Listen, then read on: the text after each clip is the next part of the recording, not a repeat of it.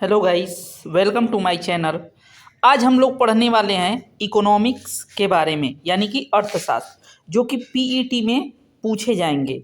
और यहाँ से क्वेश्चन जरूर ही पूछे जाएंगे पीईटी में। आप लोग इस बात को ध्यान में रख करके इसको अच्छे से जो है कि स्टडी कीजिएगा। तो देखिएगा, अर्थशास्त्र का मतलब होता है अर्थ और शास्त्र, ठीक है ना। अर्थ का मतलब होता है धन और शास्त्र का मतलब होता है अध्ययन।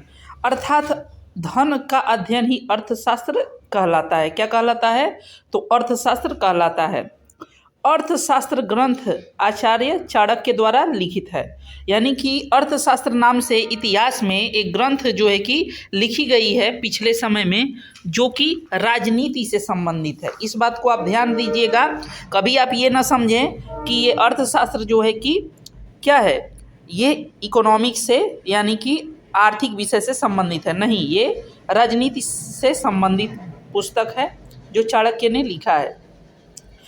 इकोनॉमिक्स शब्द यूनानी भाषा के ओकोनोमिया से बना है, जिसका अर्थ क्या होता है? मैनेजमेंट ऑफ रिसोर्सेज, यानी कि संसाधनों का प्रबंधन, ठीक है ना। समाज में जो भी संसाधन है उसका हम प्रबंधन कैसे करें। मान लीजिए कोई भी संसाधन हमको प्रचुर मात्रा में नहीं है, लेकिन हम उसी का मैनेजमेंट करके अपना जीवन जीते हैं। इसी तरह से देखिएगा, यहाँ पे लिखा हुआ है एडम स्मिथ। क्या लिखा है? Adam Smith. 1776 में एडम स्मिथ ने द वेल्थ ऑफ नेशन नामक अपनी पुस्तक लिखी और इसमें इन्होंने इकोनॉमिक के बारे में बात कही। तो देखिएगा, लिखा है फादर ऑफ इकोनॉमिक्स, यानी कि अर्थशास्त्र के जनक किसे कहा जाता है? तो एडम स्मिथ को, ठीक है ना। अब जरा ध्यान दीजिएगा, अर्थशास्त्र का मतलब होता है नियम कानून, ठीक है ना। लेकिन यदि यही नियम कानून किसी देश में लागू हो जाए तो उसे हम क्या कहते हैं?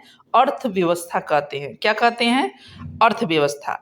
जैसा कि यहाँ पे लिखा हुआ है, अर्थशास्त्र के सक्रिय रूप को अर्थव्यवस्था कहते हैं। जैसे देखिए, भारतीय अर्थव्यवस्था, ठीक है ना। ध्यान दीजिएगा, यदि अर्थशास्त्र को भारत में लागू किया गया तो वो क्या हो गया? भारतीय अर्थव्यवस्था। इसी तरह से चीन में जो अर्थशास्त्र लागू किया गया उसको चीन की अर्थव्यवस्था कहा जाएगा। तो इस बात को ध्यान दीजिएगा। चलिए आगे बढ़ते हैं, आगे देखते हैं क्या क्या है। तो आगे है अर्थव्यवस्था के प्रकार। तो ध्यान दीजिएगा, अर्थव्यवस्था के प्रकार।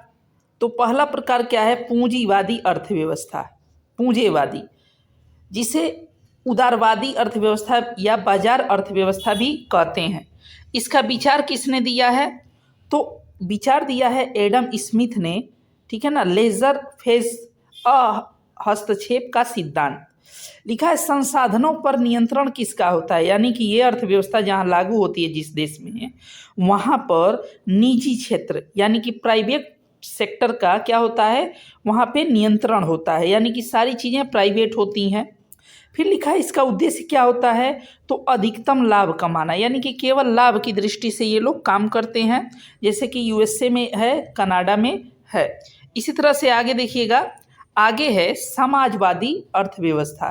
तो समाजवादी अर्थव्यवस्था को स्टेट इकोनॉमी या राज्य अर्थव्यवस्था भी कहते हैं। अब देखिएगा, इसका कॉन्सेप्ट दिया था कार्ल मार्क्स, ठीक है ना। इनकी पुस्तक है दास कैपिटल।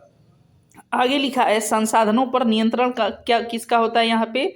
तो यहाँ पे देखिएगा सरकार या सार्वजनिक, ठीक है ना, क्षेत्र का इसमें नियंत्रण रहता है। और उद्देश्य क्या होता है? तो लोगों का कल्याण करना, यानी कि लोगों के लिए काम करना, लोगों को अधिक से अधिक सुविधा देना। और ये कहाँ का है? तो ये रूस में इस समय लागू है। समाजवादी अर्थव्यवस्था कहाँ की है? तो रूस की है। इसी तरह से आगे देखिएगा, आगे क्या है? आगे है साम्यवादी अर्थव्यवस्था। तो साम्यवादी अर्थव्यवस्था कम्युनिस्ट इकोनॉमी नियंत्रण सरकार का होता है, और ये चाइना में आपको इसका एग्जाम्पल देखने को मिलेगा। अब देखिएगा, जो बहुत ही इम्पोर्टेंट है ये है मिश्रित अर्थव्यवस्था, ठीक है ना। यहाँ इसका विचार दिया था जेएम किन्स ने, और इस पर नियंत्रण किसका होता है? तो निजी क्षेत्र और सार्वजनिक क्षेत्र दोनों का होता है।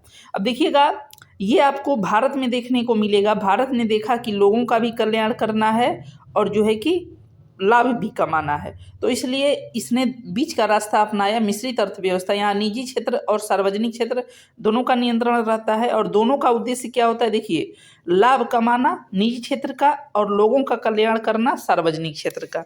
तो आज के लिए इतना ही, मिलते हैं अगले वीडियो में। तब तक इसको अच्छे से पढ़िए और चैनल को सब्सक्राइब करना ना भूलें।